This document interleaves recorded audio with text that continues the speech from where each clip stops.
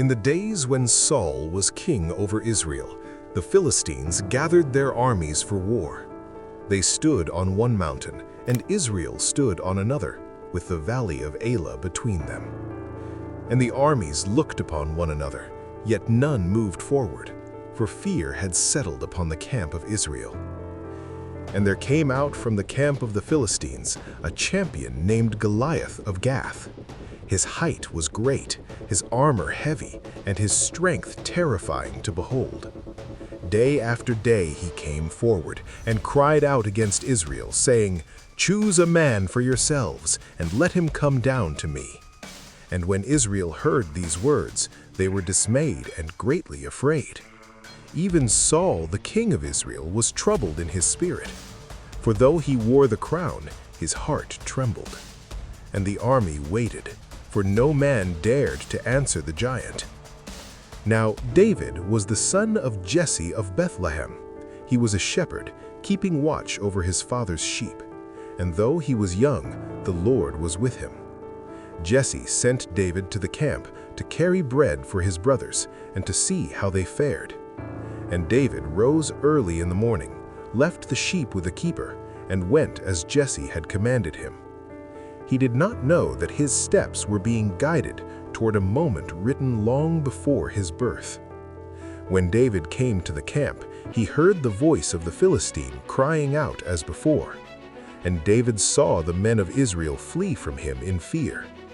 Then David spoke and said, "Who is this Philistine, that he should defy the armies of the living God?" And his elder brother burned with anger against David. He said, "Why have you come down here? I know your pride and the naughtiness of your heart." But David answered gently and turned away, for his confidence was not in himself, but in the Lord. And David was brought before Saul. He said, "Let no man's heart fail because of him. Your servant will go and fight this Philistine." And David spoke of the lion and the bear, how the Lord delivered him from their paw. "The same Lord," he said, "will deliver me from this Philistine." Saul clothed David with armor, but it was heavy upon him. And David said, "I cannot go with these, for I have not tested them."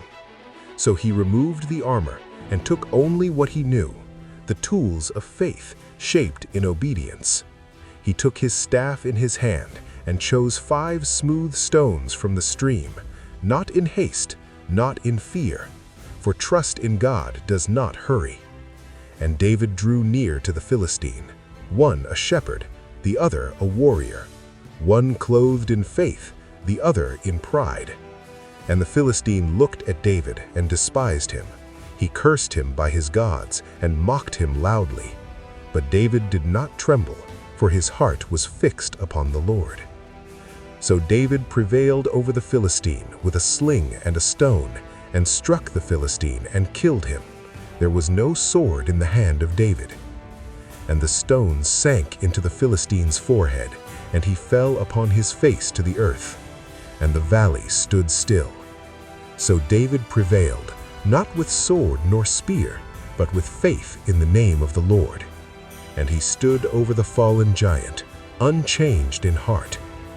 When the men of Israel saw that the Philistine was dead, they rose and shouted and pursued the enemy, for courage returned when fear was broken.